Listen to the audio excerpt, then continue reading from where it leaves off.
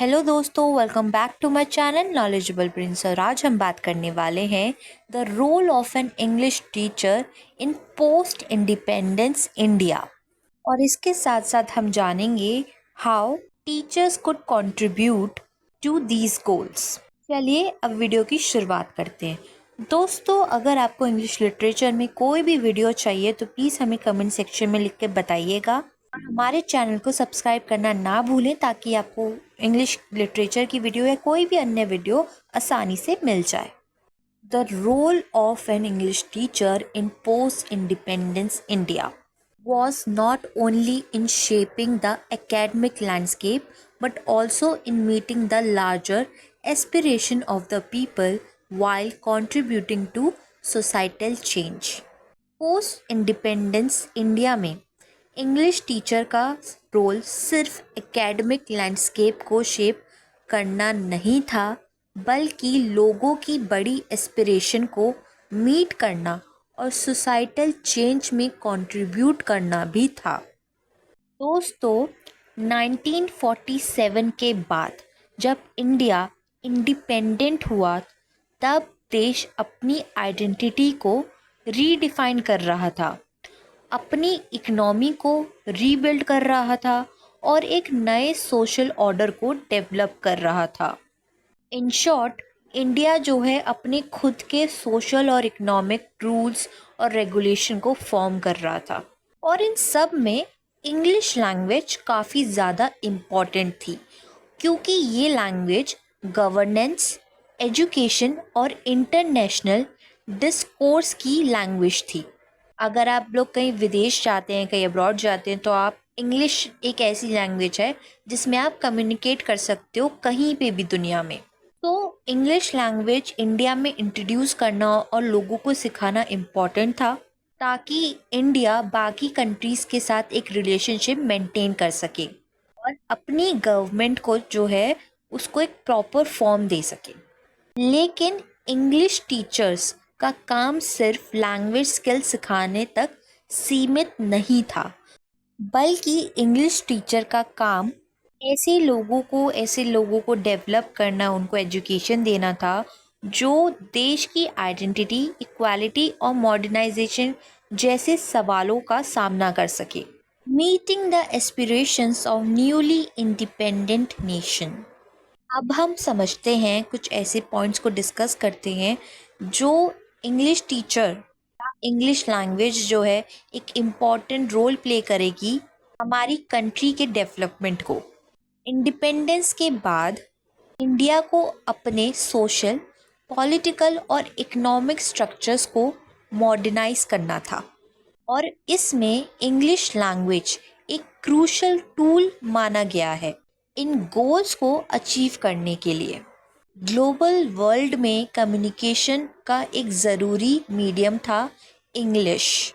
ये ज़रूरी थी डिप्लोमेसी, साइंस, टेक्नोलॉजी और हायर एजुकेशन के लिए। अगर दो कंट्री को आपस में कम्युनिकेट करना है तो इंग्लिश लैंग्वेज उस वक्त पे ज़रूरी थी, कुछ डिप्लोमेटिक रिलेशनशिप स्टैब्लिश करने के लिए। ऊपर से ये साइंस और टेक्नोलॉजी में भी ज़रूरी थी, उन लॉस को, उन इन्वेंशंस को समझने के लिए, व्यापार करने के लिए, बिजनेस करने के लिए, दूसरे देशों के साथ एक्सपोर्ट इंपोर्ट करने के लिए, और एजुकेशन के लिए भी इंग्लिश लैंग्वेज ज़रूरी थी। इसलिए इंडिया को अपने सोशल, पॉलिटिकल और इकोनॉमिक स्ट्रक्चर्स को जो मॉडर्नाइज करना था, उसमें इंग्लिश ने क्रूशल प्ले रोल किया है। इसके अलावा ग्लोबल पार्टिसिपेशन के लिए स्टूडेंट्स को एम्पावर करने में भी इंग्लिश का एक रोल है। इंग्लिश टीचर्स काफ़ी बड़ा रोल प्ले करते थे स्टूडेंट्स की लाइफ में। वो स्टूडेंट्स को स्किल्स सीखने में, हायर एजुकेशन पाने में मदद करते थे, गवर्नमेंट जॉब पाने में मदद करते थे और इंटरनेशनल ट्रेड के लिए भी ज़रूरी थे। पोस्ट इंडिपेंडेंस में इंग्लिश प्रोफिशिएंसी काफ़ी अपॉर्चुनिटीज़ के दरवाजे खोलती थी।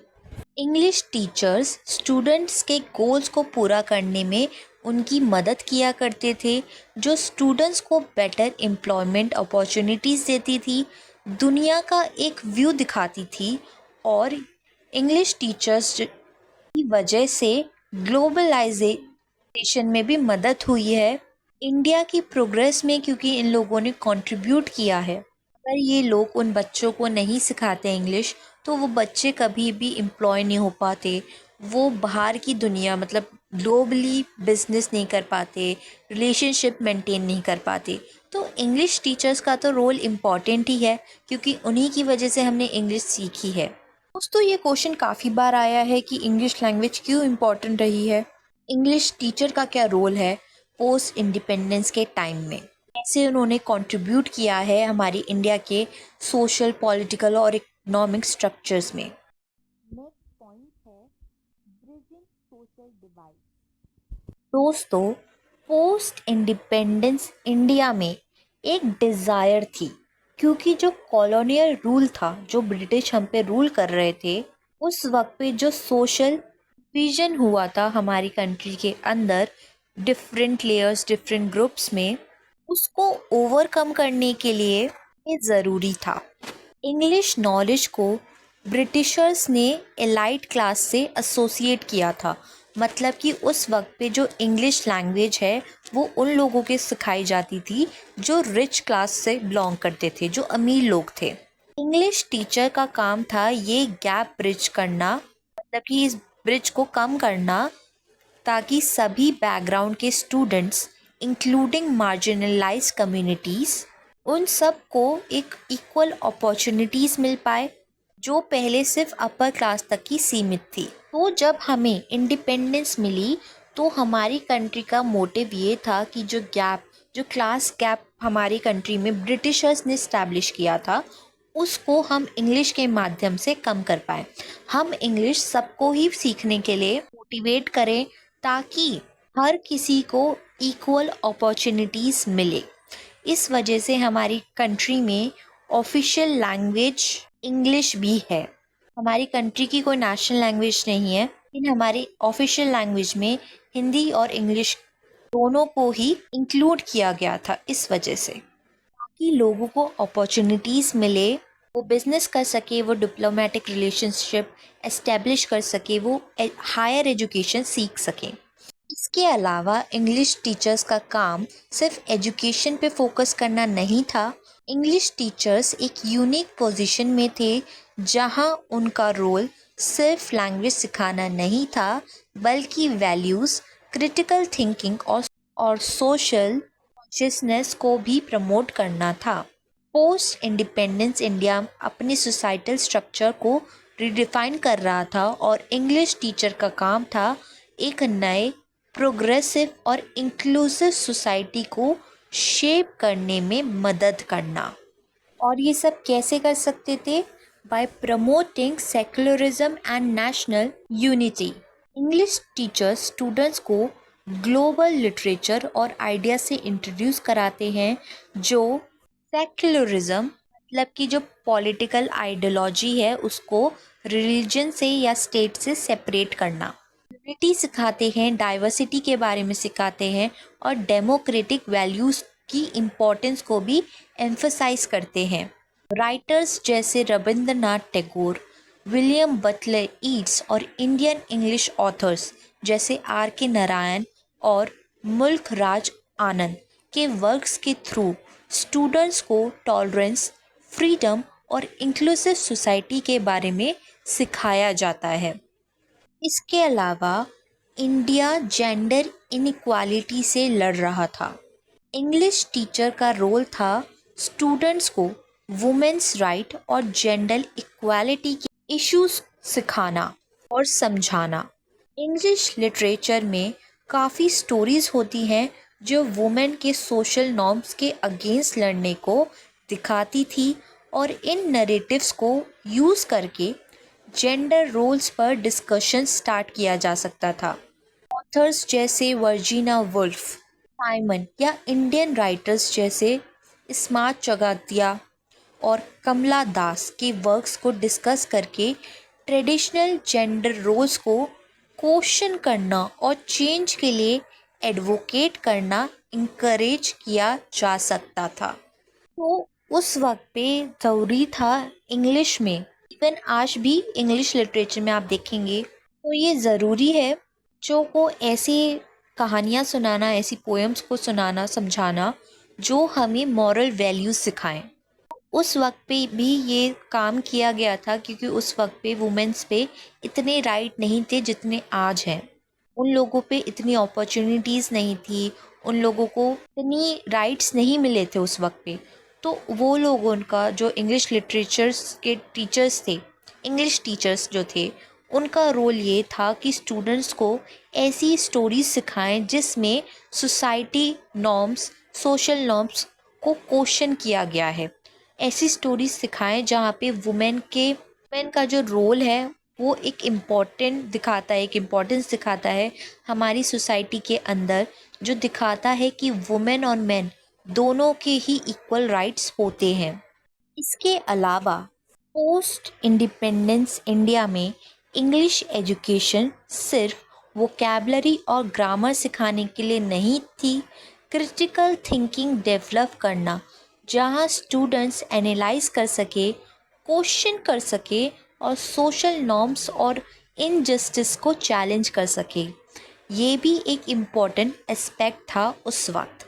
क्योंकि दोस्तों लिटरेचर के थ्रू अगर हम ऐसी स्टोरीज सुनते हैं जहाँ पे हमें इनजस्टिस दिख रहा है या फिर हमें दिखता है कि किसी वुमेन के पास या मैन के पास इक्वल राइट्स नहीं है, तो हम उस चीज़ को क्वेश्चन करते हैं कि क्यों क्यों उन लोगों को राइट्स नहीं मिले, क्यों उनके साथ ऐसा हुआ। तो बेसिकली लिटरेचर, मेनली लिटरेचर सिर्फ वोकैबलरी और ग्रामर नहीं सिखाती, वो हमें एक स्टोरी सिखाती है जिससे हमें मॉरल वैल्यूज़, जस्टिस और इक्वालिटी के बारे में पता चलता है। टीचर स्टूडेंट्स को क्रिटिकल रीडिंग करने और टेक्स्ट को ऐसे इंगेज करने के लिए इंस्पायर करते थे जिससे स्टूडेंट्स स्टेटस को क्वेश्चन कर सके, सोशल चेंज के लिए एजेंट बन सके, सोसाइटी के अंदर एक बदलाव ला सके। जब वो लिटरेचर को समझेंगे, पढ़ेंगे, उनके अंदर ये जस्टिस, मॉरल्स ये सब आएंगे, तो वो ऑब्वियसली सोसाइटी को एक बेहतर जगह बना पाएंगे। इसके अलावा सोशल जस्टिस, खासकर कास्ट, क्लास और अनटचेबिलिटी के एरियाज़ में एक बड़ा इशू था। दोस्तों उस वक्त पे बहुत ही ज़्यादा भेदभाव हुआ करता था लोगों के अंदर कास्ट और क्लास को लेकर। इस चीज़ को, इस भेदभाव को ख़त्म करने के लिए इंग्लिश टीचर्स लिटरेचर के थ्रू इक्वालिटी और जस्टिस के आइडियल को प्रमोट किया करते थे। B.R. अम्बेडकर के कास्ट सिस्टम पर क्रिटिक्स या दलित राइटर्स जैसे ओम प्रकाश वाल्मीकि और शरण कुमार के वर्क्स को करिकुलम में, सिलेबस में इंक्लूड करके स्टूडेंट्स को सोशल हिरार्की को क्वेश्चन करना और एक जस्ट सोसाइटी के लिए काम करने के लिए इंस्पायर किया जाता था। जब बच्चे ऐसी स्टोरीज सुनेंगे, ऐसे लिटरेचर पढ़ेंगे जहाँ पे जो भेदभाव है, एक हीरो जो है लड़कर आगे बढ़ता है, तो लोग, बच्चे इंस्पायर होते हैं। ये लिटरेचर हमें सिखाती है, ये जो सोशल हिरार्की लोगों ने बनाई थी, ऑर्थोडॉक्स लोगों ने बनाई थी, उस चीज़ पे क्वेश्चन करती है, बताती है कि हर एक इंसान इक्वल है, कास्ट क्लास का कोई मतलब नहीं है इस दुनिया में। इन सब की वजह से जो बच्चे हैं, स्टूडेंट्स हैं, लोग हैं, वो इंस्पायर होके सोसाइटी के अंदर एक बदलाव ला सकते हैं। आप सब तो जानते ही होंगे B.R. अम्बेडकर को। वो उन्होंने कैसे कास्ट सिस्टम पे एक बड़ा सवाल उठाया था और उसके बाद उन्होंने कितना इम्पोर्टेंट रोल प्ले किया है हमारी इंडियन कॉन्स्टिट्यूशन में। उन्होंने हमें इंडियन कॉन्स्टिट्यूशन दी थी, हमें कुछ रूल्स बताए थे, हमें कुछ नॉर्म्स बताए थे, जहाँ पे ये जो इक्वालिटी है वो स्टैब्लिश हो सके। तो ऐसे लिटरेचर्स, ऐसी कहानियाँ या फिर ऐसे काम बच्चों को लिटरेचर के थ्रू सिखा के उनको के अंदर एक इक्वालिटी और जस्टिस के आइडियल्स को प्रमोट करना, ये मोटिव था, ये चीज़ इंग्लिश टीचर्स ने प्रमोट की थी उस वक्त पे। बात करते हैं how English teachers could contribute to these goals, कैसे वो लोग इन गोल्स तक पहुंच सकते थे। बच्चों को मोटिवेट कर सकते थे और इंग्लिश लैंग्वेज को प्रमोट कर सकते थे। Curriculum development and text book selection. English teachers in post independence India had a significant role in choosing textbook and curating curriculum that reflected the diverse cultures, languages, and history of India. दोस्तों, English teacher का एक काफ़ी बड़ा, काफ़ी important role था text books choose करने में, एक ऐसा सिलेबस बनाने में जो इंडिया के डाइवर्स कल्चर, लैंग्वेज और हिस्ट्री को रिफ्लेक्ट कर सकें। ऐसी बुक जो बच्चों को मॉरल और जस्टिस के बारे में सिखा सके, तो ये ज़रूरी है एक पर्टिकुलर बुक जो ये सारी सीख दे। तो इंग्लिश टीचर का काम होता है ऐसी बुक को सेलेक्ट करना। अगर आपको टीचिंग की नॉलेज है, अगर आपको पता होगा कि स्कूल्स में जो बुक सेलेक्ट होती है वो बुक्स टीचर्स खुद सेलेक्ट करते हैं। 10th और 12th में अलग होता है, उनका सिलेबस एक फिक्स्ड होता है, लेकिन अप टू जूनियर क्लासेस जो टीचर्स होते हैं वो बुक्स को सिलेक्ट करते हैं, देखते हैं कि कौन सी बुक सही है बच्चों के लिए, कौन सी बुक हमारी कंट्री के कल्चर, लैंग्वेज, हिस्ट्री को रिफ्लेक्ट करती है, हमें मॉरल और जस्टिस वैल्यू सिखाती है। उन्हीं बुक्स को टीचर जो है सजेस्ट करते हैं स्कूल अथॉरिटीज़ को, जिससे वो बुक्स या टेक्स्ट बुक्स जो हैं वो बच्चों को प्रोवाइड हो सके। By selecting texts that highlighted India's struggle for freedom, its rich culture history and its diverse linguistic traditions. से टेक्स्ट और बुक्स को चूज़ करके जो इंडिया के freedom struggles, rich culture history और लिंग्विस्टिक ट्रेडिशन को भी हाईलाइट करें। दोस्तों, ये ज़रूरी था कि बच्चों को समझाना, सिखाना कि हमारी जो कंट्री है उसे आज़ाद होने के लिए कितने सारे चैलेंजेस, कितने सारे बैरियर्स का सामना करना पड़ा था। कितने फ्रीडम फाइटर्स हैं जिन्होंने हमारी कंट्री को इंडिपेंडेंस दिलाने में मदद की थी। हमारी कंट्री ने जो फ्रीडम स्ट्रगल्स जो किया है, फ्रीडम स्ट्रगल लोगों ने किया है, सब एक टेक्स्ट बुक के ज़रिए, एक लिटरेचर के ज़रिए बच्चों को सिखाकर बच्चों को नेशन के, हमारी कंट्री के प्रति जो प्यार है वो डेवलप करवाना, ये भी ज़रूरी था। टीचर्स जो स्टूडेंट्स को अपनी नेशनल आइडेंटिटी से कनेक्ट कराने में मदद करती थी और इसके अलावा उन्हें ग्लोबल सिटीजनशिप के लिए भी प्रिपेयर किया जाता था। इसके अलावा pedagogical approaches of an English teacher in post-independence India had to evolve to meet the needs of a changing society. Post-independence India में English teaching का pedagogical approach evolve हो रहा था। रोज लर्निंग के ट्रेडिशनल अप्रोच के बजाय इंटरैक्टिव लर्निंग, डिस्कशंस और debates पर फोकस किया गया है। टीचर्स स्टूडेंट्स को ऐसी स्पेस देने के लिए इंकरेज करते थे जहां वो अपने ओपिनियंस वॉइस कर सके, इस्टेब्लिश नॉर्म्स को चैलेंज कर सके और प्रोग्रेसिव आइडियाज़ से इंगेज कर सके।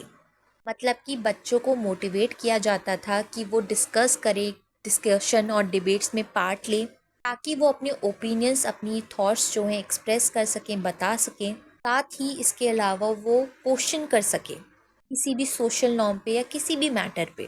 से बच्चों की जो लैंग्वेज है, लैंग्वेज प्रोफिशिएंसी है, वो इम्प्रूव हो सके। इसके अलावा role models for social change. English teacher themselves were role models who could embody the values of integrity, equality and social responsibility. English teacher खुद भी एक रोल मॉडल थे जो इंटीग्रिटी, मतलब कि ऑनेस्टी, इक्वालिटी और सोशल रिस्पॉन्सिबिलिटी की values को इम्बॉडी करते थे, बाय एग्जाम्पल लीड करके। टीचर्स स्टूडेंट्स को डेमोक्रेटिक, इंक्लूसिव और प्रोग्रेसिव सोसाइटी के आइडल्स इंक्लूड करके वो बच्चों को इंस्पायर किया करते थे। दोस्तों, चलिए अब डिस्कस करते हैं इंग्लिश टीचर्स ने जो चैलेंजेस फेस किए थे। इस स्लाइड में मैंने मेंशन नहीं किया है ज़्यादा, लेकिन मैं आपको पॉइंट्स बताती हूँ वन बाय वन।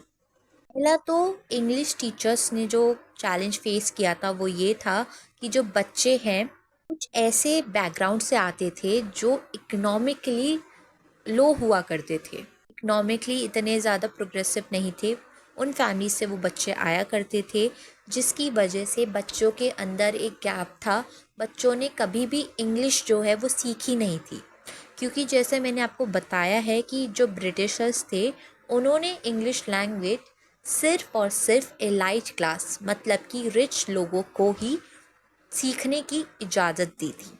तो जो मिडिल क्लास थे या फिर पुअर क्लास थे उन लोगों को पता ही नहीं था, इंग्लिश लैंग्वेज का कुछ भी नहीं पता था। ये इंग्लिश टीचर के लिए एक चैलेंज था कि ऐसे बच्चों को सिखाना इंग्लिश, मतलब उन्हें बिगनिंग से सिखाना पड़ रहा था। ये उनके लिए एक चैलेंज रहा है। इसके अलावा जेंडर का जो एक इशू था, क्योंकि बच्चे उस वक्त पे जो रिच क्लास के भी थे उनमें भी ये नहीं था कि लड़के और लड़कियां दोनों पढ़ सकते हैं, उसमें भी लड़के पढ़ा करते थे। तो इंग्लिश टीचर्स जो हैं अपने क्लासरूम के अंदर, अपने स्कूल के अंदर, ये ज़रूरी था कि लड़के और लड़कियों दोनों को एक साथ इंग्लिश पढ़ाए और दोनों को समझाए वुमेन के राइट्स के बारे में। उन्हें बताए, उन्हें ऐसी लिटरेचर सुनाए जिसमें वुमेन के राइट्स को दिखाया गया है, वुमेन एम्पावरमेंट को दिखाया गया है। बच्चों को सिखाए कि मैन और वुमेन दोनों की ही इक्वल राइट्स होते हैं, दोनों ही सोसाइटी में एक इम्पॉर्टेंट रोल प्ले करते हैं। तो ये ज़रूरी था कि इन लिटरेचर्स के थ्रू इंग्लिश टीचर्स बच्चों को ये चीज़ें सिखाएं। लेकिन ये थोड़ा डिफ़िकल्ट भी था, चैलेंजिंग भी था, क्योंकि आप किसी भी इंसान के माइंडसेट को एकदम से चेंज नहीं कर सकते हो। अगर आप किसी को बोलोगे कि एक काम करना है जिसके वो बिल्कुल ही अगेंस्ट है, तो वो नहीं कर पाएगा। तो ऐसे ही उन बच्चों को सिखाना जो ऐसी बैकग्राउंड से आते हैं या ऐसी सोसाइटी से आते हैं जहाँ पे वुमेन के राइट्स को अप्रेस किया जाता है, तो वो चीज़ उन्हें सिखाना कि वुमेन के भी इक्वल राइट्स हैं, इक्वल हैं वो भी सोसाइटी में, ये थोड़ा मुश्किल रहा है इंग्लिश टीचर्स के लिए। इसके अलावा बैकग्राउंड, बच्चों के अलग अलग बैकग्राउंड थे, सिर्फ क्लास के नहीं, कास्ट सिस्टम के अकॉर्डिंग भी। तो बच्चों को एक साथ समझाना कि सारे कास्ट, सारी क्लासेस इक्वल हैं, बच्चों को लिटरेचर के थ्रू इंस्पायर करना कि सोसाइटी में इक्वालिटी को स्टैब्लिश करना है, जस्टिस को स्टैब्लिश करना है, ये भी एक चैलेंजिंग चीज़ है इंग्लिश टीचर्स के लिए। क्योंकि अगेन दोबारा आप किसी को फोर्स नहीं कर सकते कोई चीज़ समझने के लिए, तो उनको ऐसे मॉरली, ऐसे लिटरेचर के थ्रू सिखाना ये भी थोड़ा चैलेंजिंग है। क्योंकि बच्चे आपस में करते हैं कभी कभी, अब तो मुझे नहीं पता करते हैं या नहीं करते, पहले के टाइम पे करते थे ना।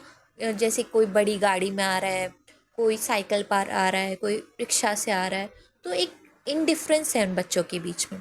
तो उन गैप को ख़त्म करना, बच्चों के अंदर इक्वालिटी लाना, यूनिटी लाना, ये भी काम टीचर्स का होता है किसी भी क्लासरूम या स्कूल के अंदर। ये सारे चैलेंजेस इंग्लिश टीचर्स ने इंडिया के फ्यूचर को शेप करने में, सोसाइटी को चेंज करने में फेस किए थे। दोस्तों, पोस्ट इंडिया में इंग्लिश टीचर्स सिर्फ एक लैंग्वेज के इंस्ट्रक्टर्स नहीं थे, बल्कि सोसाइटल ट्रांसफॉर्मेशन के कैटलिस्ट थे, ट्रांसफॉर्मर्स थे, जिन्होंने स्टूडेंट्स को border world of knowledge, culture और ग्लोबल डिस्क्लोजर तक एक्सेस दिलाने में मदद की थी। जो एक नए मॉडर्न इंडिया को लाना चाह रहे थे, इंडिया के ड्रीम्स को, डिज़ायर्स को पूरा करने में इंग्लिश टीचर ने काफ़ी मदद की है। साथ ही उन्होंने इक्वालिटी, जस्टिस, क्रिटिकल थिंकिंग और सोशल रिस्पॉन्सिबिलिटी के आइडियाज़ को प्रमोट करके सोशल चेंज को फॉस्टर भी किया है। इंग्लिश टीचर्स नए इंडिपेंडेंट नेशन में एक इंक्लूसिव, प्रोग्रेसिव और फॉरवर्ड लुकिंग सोसाइटी को शेप करने में इंट्रीगल रहे हैं। दोस्तों, यही था रोल इंग्लिश टीचर्स का हमारे पोस्ट इंडिपेंडेंस इंडिया के अंदर। आज के लिए बस इतना ही। अगली बार फिर मिलेंगे एक और नई वीडियो के साथ। तब तक आप हमारे चैनल को लाइक करें, शेयर करें और सब्सक्राइब करना ना भूलें। Thank you for watching this video.